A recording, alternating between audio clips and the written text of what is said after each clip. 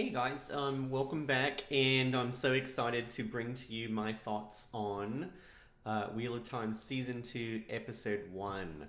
So, if you've not watched Season 2, Episode 1, go ahead and do that because there will be spoilers for the show and possible spoilers for the books with a little bit of like foreshadowing, but I'm trying not to go beyond book number 2. So we're gonna go in. I am loving this background because my green screen is not big enough to cover the length of this camera that I have. So I'm trying to figure it all out. You can also tell the light is just all over my skin. My skin is not this blotchy, but we're gonna go with it. I love this journey of just trying to figure out how to do this stuff. It's great. All right, so we open with Moraine. Actually, we open with the Dark Friend social, which we've already seen. So I'm going to skip that part. That is where all the Dark Friends are in the circle on the table, or they're at the table, the circle table, and the little girl is scared of the Trollocs, and you get to see all the different people that are in the Dark Friend circle from all the different nations, and Padan Fain is there, of course. I guess I'm not skipping it. Sorry. So Ishamael is like, guess what? I'm one of the Forsaken, but they're called the Chosen, and I'm not a monster. And let's pet the Trolloc. And the little girl's like, tee hee. And so that's how that opens. Then we get cut to Moraine. She has lost her powers, and so she's filling up and carrying buckets from a well. One of the things I noticed is she's dressed in much plainer clothes with very little blue in them. The costume designer suggested that less blue because her power and her identity had been stripped and taken away from her. So, I think in that interview they were saying as time goes on, you will see Moraine as she gets to sort of know herself better. We're going to see more blue showing up in her outfits, so keep an eye out for that. She has to fill up the bath and then heat it the regular way. Oh no. She still wears some fancy stuff. She's wearing the blue jeweled, I think they're called kanzashi. They're from Japanese culture, and we know that Cairhien, where Moraine is from, was influenced by Japanese and French culture. So you have these really cool hairpins, not in that picture, but in the show. So she still has some identity of herself. Moraine looks really sad. Really sad. Like she's holding on for dear life, and her face is telling a story. A sad story. So she can't heat up the water with the one power anymore. I think Rosamund Pike's face is... her facial expressions are absolutely amazing. They tell this internal story of Moraine. She's in a lot of internal pain, a lot of emotional pain. It's just absolutely heartbreaking, and there's no dialogue in that scene, so it all comes from the facial expression. And I think Rosamund Pike has done an amazing job of just giving that to us through like anguish and through facial expression. Jesus. Daniel Henney looks so good, honey. Henny. He's very fit, he's very lean, he's very muscular. He's also doing sword forms, which I think is really cool. He's practicing his sword forms, and he looks really cool. But you can tell that Lan is also going through some emotional mess, because sometimes when he's not getting the sword form correct, or he's maybe not happy with it, you can see that he's distracted, and his own facial expression is also like, he'll be like, whoa, and then he's like, oh, like just kind of sad or downtrodden or something like that. So Lan is also, the Daniel Henney, the actor, is also displaying a lot of emotion through his face, which we typically don't see with Lan because he's kind of, stoic face. But his facial expression denotes a lot of sadness and a lot of pain as well. So we get to see Viren, lovely, and we get to see Adelius, or Adelius. I always said Adelius, but I think it's Adelius because that's how they say it. Let me tell you about this girl. Adelius is hilarious. She's Adelarious. Um, Basically, the scene opens and Lan is coming back from his sword practice, and Varen is like, "Are you drunk?" And Adelaus is like, "Could you move slightly to the left?" And then she's like, got her opera binocular glasses. "Oh yes, look at Lan." And then she's like, "Hi, Lan." And I'm here for it. I am. She's speaking to my internal voice, where I was also like, "Hi, Lan." But she is absolute comedy relief and also just a great character. I think that's fantastic the way they're portraying her. I know in the book she was a little bit more serious, but this is good. I like it. So she also suggests that she's also like thirsty Sedai. Like she's suggesting that Lan, it's too hot for him to be wearing clothes at all when he's doing his sword form. So I'm I'm also about this. Bail Doman comes to see Moraine. How exciting. We're getting to see more characters that we're familiar with from the book. The first time he talks in this recognizable Ilianer accent. So he said something like, "My customers usually do be coming to me." And that is very indicative of the way they speak in the book. So that's super, super exciting. To hear that is just so cool. It made my heart very happy. There's a visible disconnection between Lan and Moraine, and she sends Lan out of the room with just a simple command. She's just like, "Door." I was like, "Oh, ouch." That made me feel ouch. So she's being very cold towards Lan. We switch over to the White Tower. Egwene is in the White Tower doing the chores of a novice. There's this excellent moment where she's admiring the Amyrlin Seat's formal dress that we saw from season 1. It's just kind of on display. So you've got the gold kind of dress with the different color stole on there. I guess it's not really a stole. It's more like a whatever it is, a collar or something like that to recognize that she's the Amyrlin Seat. And this is a foreshadowing, which I thought was so cool. Egwene's just admiring the dress, and she has a little look on her face, and I just thought that is so cool. Just a little bit of foreshadowing. I love that they gave us that moment.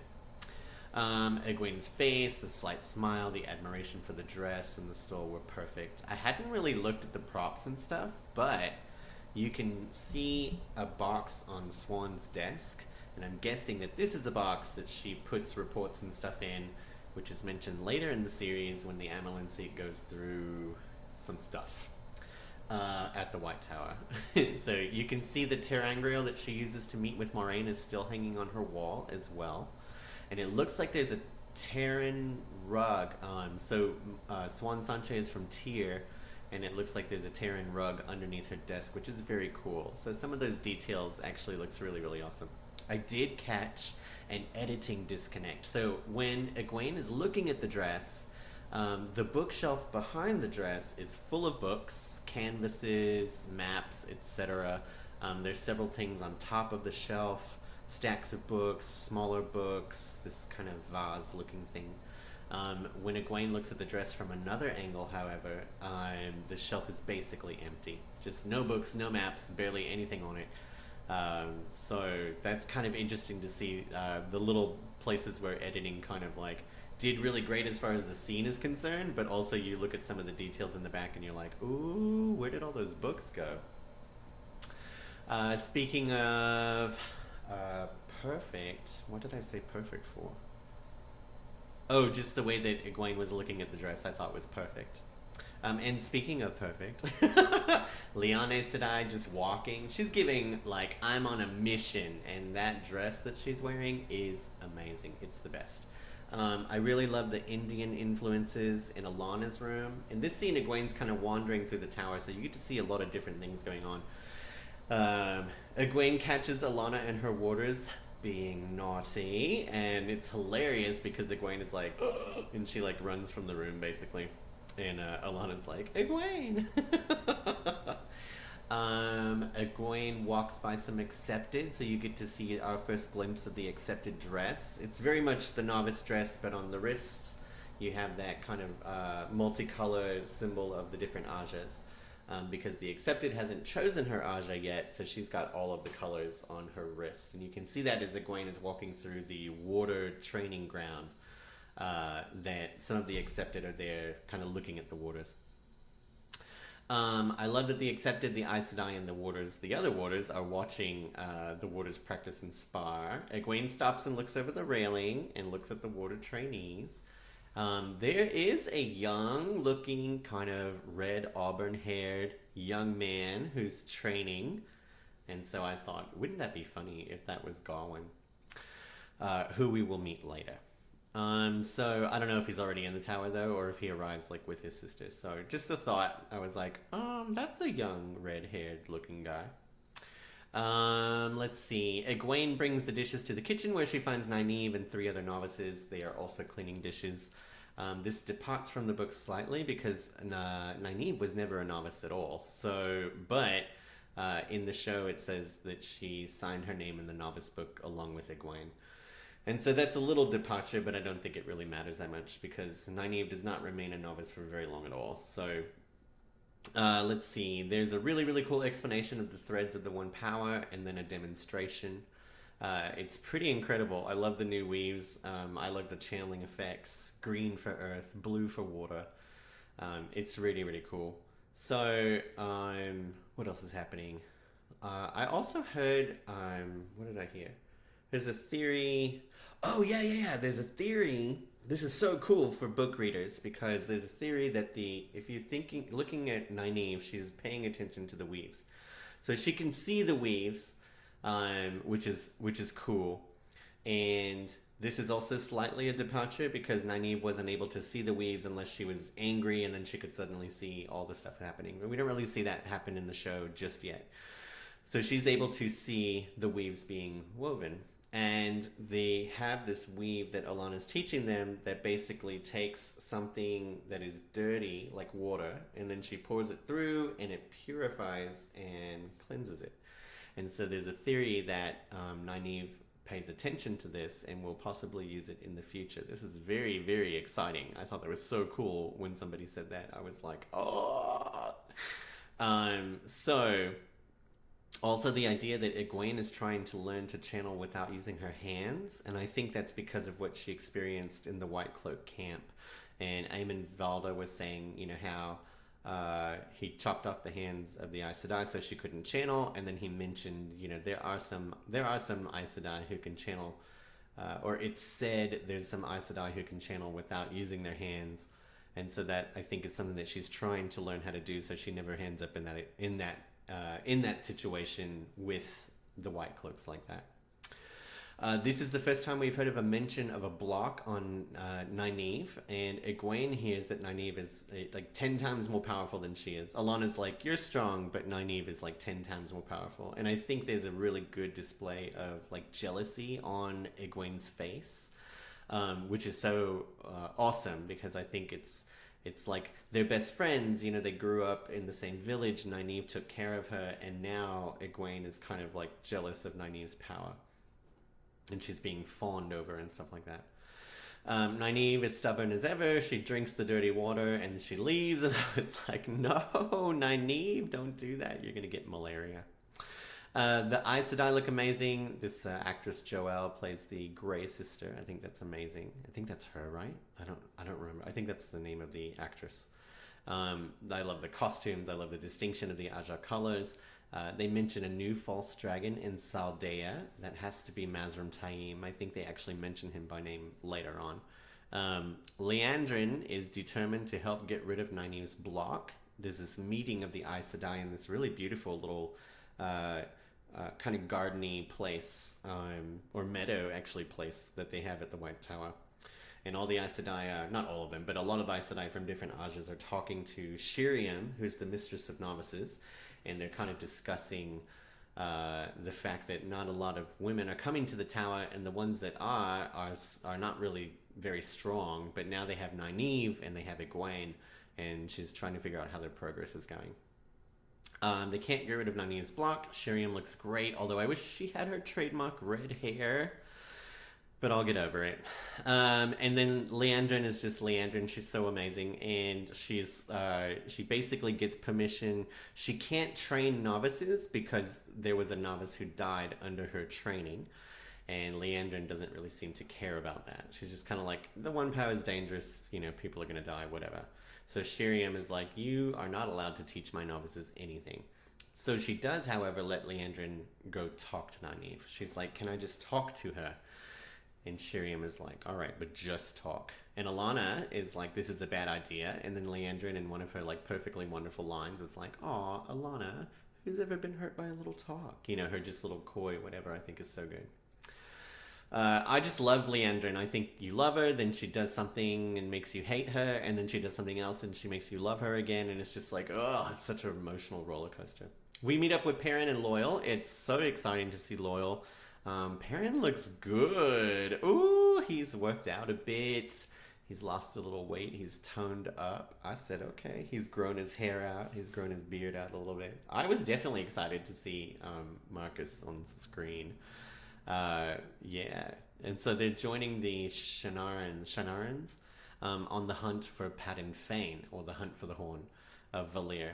Uno is there. He's amazing. The actor who does Uno just absolutely embodies him. There's this interaction with Loial and Perrin, and he's like, oh, you know, bloody this and goat kissing that, and it was so Uno from the books. He's like, you are taking the piss out of me, you disrespectful goat. I'm gonna add that to my vocabulary when someone's being mean. I'm like, you disrespectful goat. But I loved it. We also meet Elyas. As soon as he shows up on the screen, I screamed. I was like, ah, he's so perfect. The golden eyes, the way he looks at Perrin. I like the wolf visions. Perrin starts having he kind of looks at this death scene, this scene of dead people, and he can suddenly see little visions or glimpses of what happened to in that scene. Like, he can kind of sense that Padan Fain stabbed somebody, or sense that this little girl was able to escape. And Elyas confirms that. He's like, there was a little girl who did escape. So that's really cool. I like the wolf visions. I think they might be a precursor to learning about how wolves like smell things, because the canine smell is like many times better than the human sense of smell. And so the idea is that the human wolf people, like Perrin and Elyas, can maybe smell something and it brings all these images to their mind. So I think that's how they're kind of portraying they can be like, and then all of a sudden these smells create these visions, and they're like, oh, I smell metal, so probably a sword. I smell someone's shoe. I smell a piece of bread. Stuff like that. So, either wolves can see what's happened, or Perrin is learning more about his wolf abilities in terms of recreating a scene by scent. I especially like Lord Ingtar's attitude towards burying the dead and then dealing with violence and revenge in our hearts. And the actor who is portraying Lord Ingtar, just excellent. Absolutely excellent. Good looking guy. Everybody's beautiful, of course, but I just thought I had not really paid that much attention to his character. And I loved watching his scenes. I just thought he really gave a lot of wisdom. He gave a lot of leadership. He gave a lot of he's in charge for a reason type thing. And then Masema, I thought I had a crush on Perrin, but Jesus Christ, he's beautiful. We return to Moiraine and Bael Domin trading. I noticed here that Bael Domin has cuendillar, but he didn't get it from the Eye of the World. And so it's clearly broken. And when Moiraine asks where he found it, he mentions a moon dial outside of Cairhien, and how the moon dial was destroyed, and its destruction revealed a bunch of pieces of cuendillar or heartstone. And heartstone is like, it's the same thing as cuendillar. It's a different name for it, but it's not supposed to be able to be broken by anything, not even the one power. And these are broken, so it's kind of like, ooh. But I noticed that it wasn't broken from the Eye of the World. It was broken from a different place. And so I'm kind of like, ah. And so when Moiraine asks where he's found... Nope, I already read that, sorry. He also mentions a poem written in the Old Tongue, in blood. And this seems to be kind of how they included the scene in the book where Verin finds a dark prophecy written in the Trolloc tongue, but it's a reference to Lanfear, the Forsaken, being freed from her prison. And what lovely woman do we meet in Cairhien? Hmm. But Lanfear, I believe, is mentioned a lot in connection with moons, and so I think this is referencing that a lot. So Moraine tricks Bail Doman since he is trying to swindle her, and she gets the poem that was written in blood. He has it written out in the old tongue, and basically she doesn't care about the Quendigo. He mentions that he's being followed by two hooded figures, and Moraine sends him away very urgently because she knows what these figures are. They also mention the Sea Folk for the first time, so I expect that we'll probably meet them later on. We jump over to the White Tower again. Nynaeve is training with Maxim and Ivan, Alana's warders, and Maxim basically asks her to find out why she's come to the White Tower. This is very important. Egwene goes to talk to Alana about working with two weaves. The scene is hilarious because Egwene is talking about the weaves, and we remember that Elaine, when she was cleaning, she kind of walked in on Alana and Ivan and Maxim all doing the naughty things. And so she goes in and she's like, I was just wondering, I'm having a hard time trying to juggle two things at the same time. And Alana misinterprets this and she's trying to give her some relationship on getting into poly relationships and stuff. And Egwene finally is like, oh, that's not what I was talking about. And I love it because Alana is completely unapologetic about her own involvement in this poly relationship. So even though it was a misunderstanding, Alana isn't like, oh my god, I'm so sorry. Oh my god, I'm so embarrassed. She was just kind of like, oh. So she's just unapologetic, and I think that's so wonderful. So she does actually talk to her about the weaves and how to balance or how to combine like the earth and the water together without having a problem with it.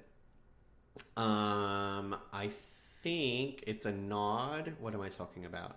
Oh, there is. I feel like that's a nod to the book Egwene, because the book Egwene can split her weaves many different ways, but Alana encourages her to focus not on the 100 different weaves, but only the two that she's working with. And so I think we'll see Egwene get the hang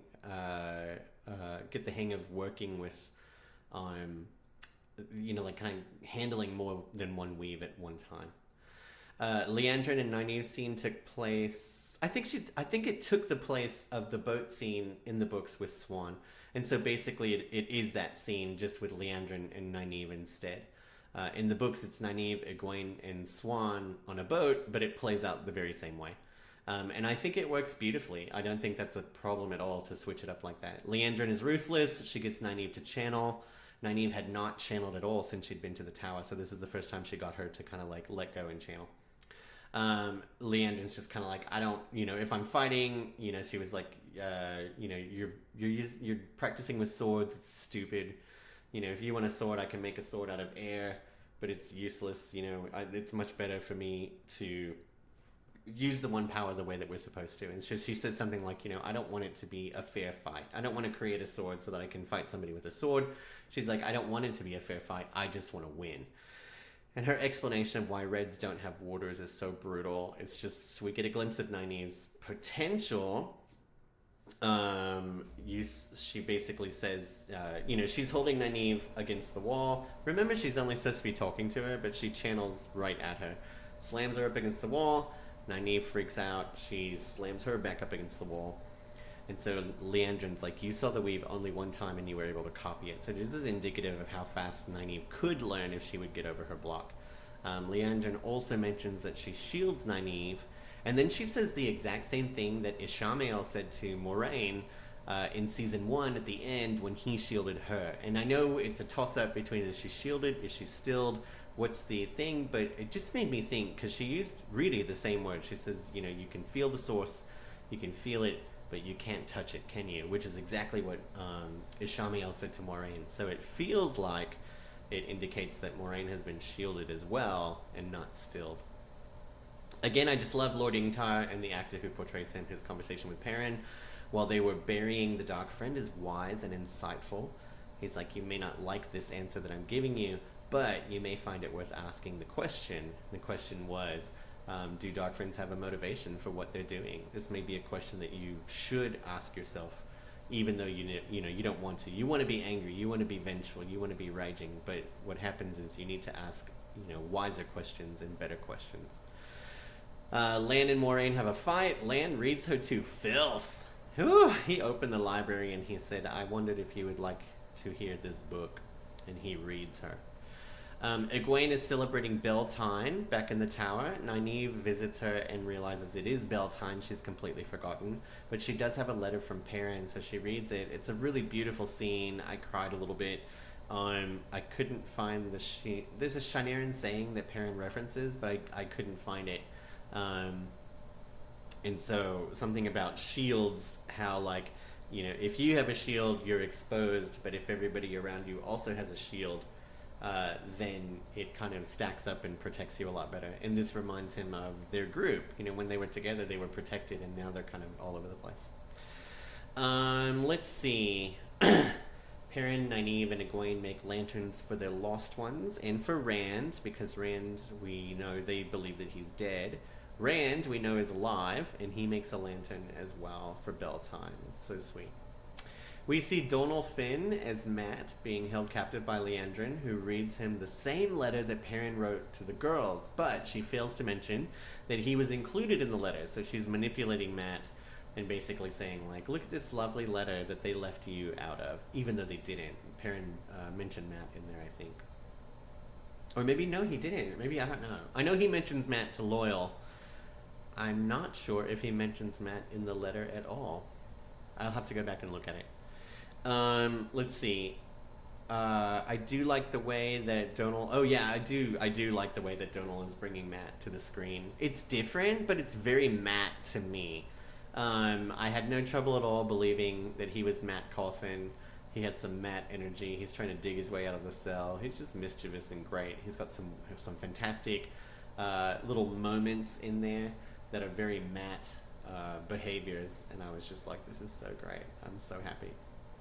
Lan gets advice from Verin, Adeleas, and Thomas, and realizes he needs to listen to Moraine, but Moraine has already left. So even when he goes up to kind of discuss things by kind of being quiet and listening, she's already gone.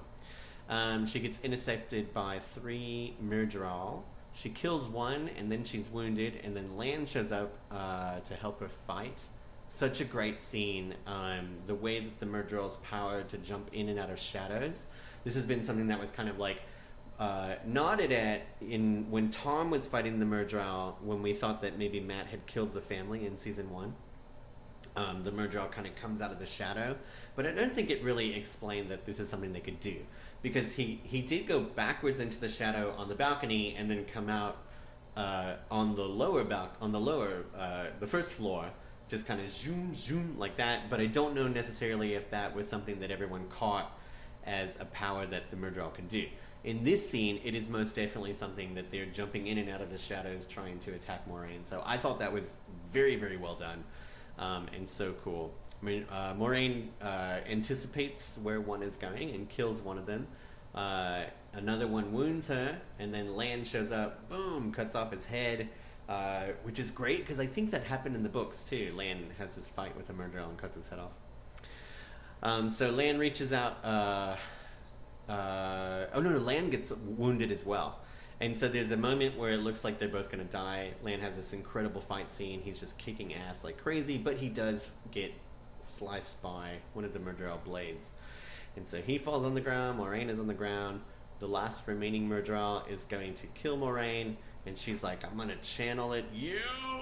And she's like, get me through this shield! And, you know, like that. And there's a moment that I thought was so well done, is that you begin to see the weaves start forming, and it's like, oh my god, she's going to do it! And then you realize it is not her weaves, it's coming from Verin and Adeleas, who are standing up on the cliff, or on the rise, or whatever. So they take care of the Myrddraal. Verin weaves some fire into Thomas's sword, just skewers him with a sword made of fire, or enhanced by fire. That's really, really great. It was a fantastic scene. Basically, they create this blast of sound, and then they make Thomas's sword catch on fire so he can kill the last Myrddraal. Lan reaches out to Moraine, but she still pushes him away. Aww. They're kind of cool, though. I really thought there was a moment where, when Moraine thought the she had the one power again for that moment. She thought she got through. I think it's because she could see the weaves.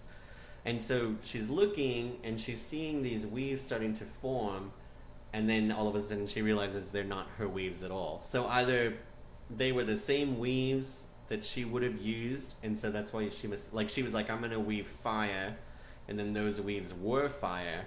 So she thought, oh my god, I'm doing it, and then she realized it wasn't originating from her at all. But it did make me think that maybe she can see the weaves, even though she can't access the one power. Just kind of the same way that Nynaeve seems to be able to see the weaves, even though she's not able to embrace the source or anything like that. There's also another theory. Oh my god, you guys, this is amazing. It's a theory that someone is going to have to figure out how to undo Moraine's shield. And so the shield is knotted and then tied off. So someone's going to have to undo the knot. And in season 1, we saw young Siuan Sanche unraveling the knots in the nets of the one power, with the one power. And I thought, oh my god, that's amazing. So the idea is that Siuan Sanche will be able to figure out how to undo the knot, because that's her specialty anyway. And then my addition to that theory is that we think about Min's vision of Moraine, and she said the Amyrlin seat in all her regalia would be Moraine's undoing. And I think we interpreted that as like, it's going to be your undoing, like the demise of you. But I wonder if the undoing is the undoing of the shield itself. So she's basically saying Siuan Sanche, the Amyrlin seat in all her regalia, is going to be your undoing of your shield, or something like that. So I just thought that's a neat little theory that I wanted to tack an extra thing on, just connect that to Min's vision. And hopefully that will play out the same way that we're thinking, because that would be super cool. But we don't know. We're just going to have to keep watching, I guess. So thank you guys so much for joining me. That was episode 1, and I will try to tackle episode 2 and 3 and tell you my thoughts on that as well. Take care, and I'll see you later. Bye-bye.